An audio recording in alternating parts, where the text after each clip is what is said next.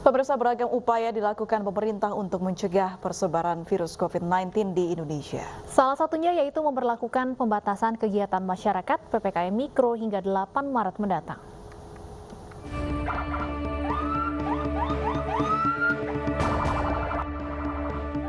Jumlah terkonfirmasi COVID-19 hingga hari Minggu kemarin tercatat mencapai 1.278.653 jiwa dengan kasus aktif lebih dari 150.000. Angka-angka tersebutlah yang hingga kini masih menjadi pekerjaan rumah terberat bagi pemerintah di tengah pandemi. Berbagai jurus pun telah ditempuh pemerintah, mulai dari PSBB ketat, transisi, dan penerapan PPKM. Namun hampir 2 pekan PPKM Mikro berjalan, berbagai pelanggaran masih terjadi dan jumlah kasus aktif masih di atas angka 100.000. Pembatasan sosial yang diberlakukan pada PPKM Mikro itu tidak jelas. Jadi misalnya working from home 50%, kemudian itu yang keluar bekerja tidak diperiksa surat tugasnya. Harusnya begitu. Jadi kalau dia bekerja formal di kantoran ada surat tugasnya, kalau dia bekerja informal dia ada surat tugas dari atau surat keterangan dari RW ET-nya begitu.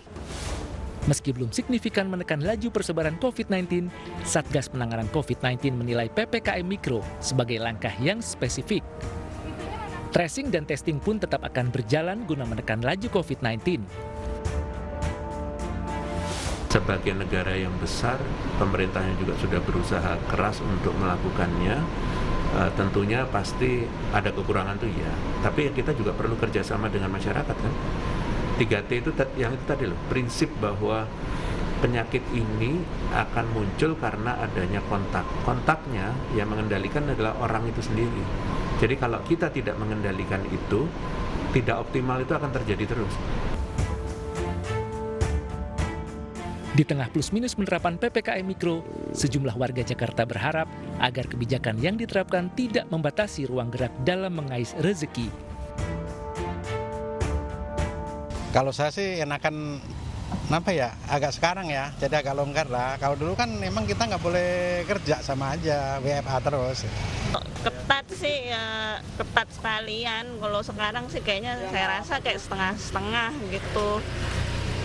Ya gimana ya, kayaknya ya gitu ya, setengah-setengah aja, jadi serba susah lah jadinya semuanya. Jadi kalau mau susah ya susah sekalian, jangan setengah-setengah gitu loh. Tidak hanya menjadi tanggung jawab pemerintah, kini saat hampir 1 tahun corona melanda Indonesia, diperlukan kerja ekstra dari setiap lapisan, termasuk masyarakat. Dukungan, peran serta, dan masukan dalam setiap kebijakan tentu akan membantu mempercepat penanganan pandemi COVID-19. Tim Liputan iNews melaporkan.